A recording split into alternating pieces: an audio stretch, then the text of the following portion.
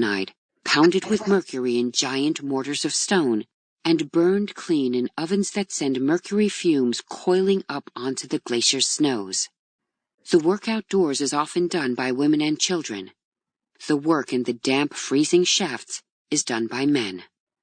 At the end of the process, a miner working under the cachorreo system, a man who labors for 30 days and gets paid on the 31st day in the form of whatever rock he can carry, may walk away with a nugget worth $40.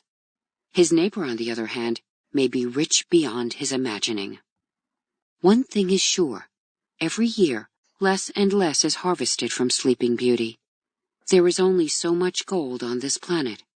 For all the masks of Tutankhamun, for all the headdresses of the Lord of Sipan, for all the bling and glitter of Fifth Avenue, the total amount of gold that humans have been able to pull from rock is a mere 170,000 metric tons, barely enough to fill 2 Olympic swimming pools.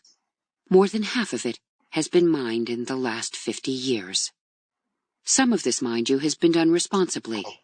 But as earth is heaved and ore carved from the unruly cliffs of Ananea, the glacier and nearby lakes have sent toxic injections to the sparkling waters of Lake Titicaca. A sudden awe. Wandering the ice-mud streets of La Rinconada, one can't help but hope that this gold town's days are numbered. The population that lives below, that has inhabited the shores of Lake Titicaca for centuries, made that hope known last year in a protest against all mining operations that didn't take into consideration the health and welfare of the locals. The Aymara, who are gentle by nature, were particularly vociferous on the subject, storming through Puno last May and unleashing their fury on everything in their way. The Peruvian military responded in kind. The trickle-down of an economic boom can be surprising. Even so, with all the antipathy a traveler might summon for a place so willfully despoiled, I found myself standing beside the road a good distance from La Rinconada, looking back at that promontory in wonder. With all my senses jangled, with the altitude making my every step as labored as an astronaut's, I found myself filled with sudden awe. Like the ancient mariner who stared at the leaden sea in its hideous slime and eventually beheld a rare, soul-lifting beauty, I suddenly saw the tin rooftops gleam like a mantle of diamonds. As the sun moved over the snow, the ravished mountains seemed to ripple with ribbons of color. In that happy trance, I recalled the kindness of a widow who offered me the shelter of her hut and a gourd of hot soup.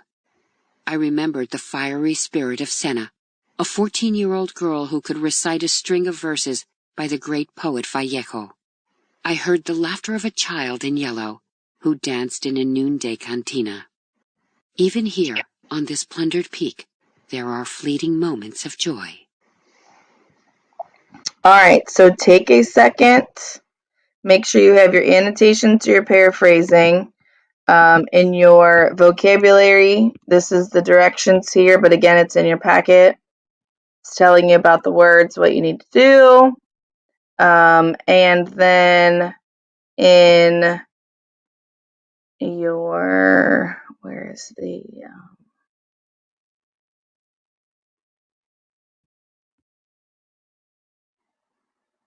comprehension check questions here?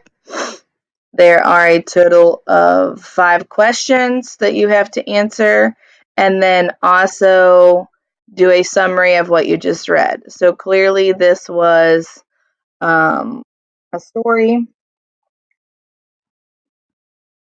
Here's the 5 questions. I'm not going to spend time on them. I just want you to see if you're online where you want to get them, or if you're writing them down. You already know I took pictures of it, so there you go.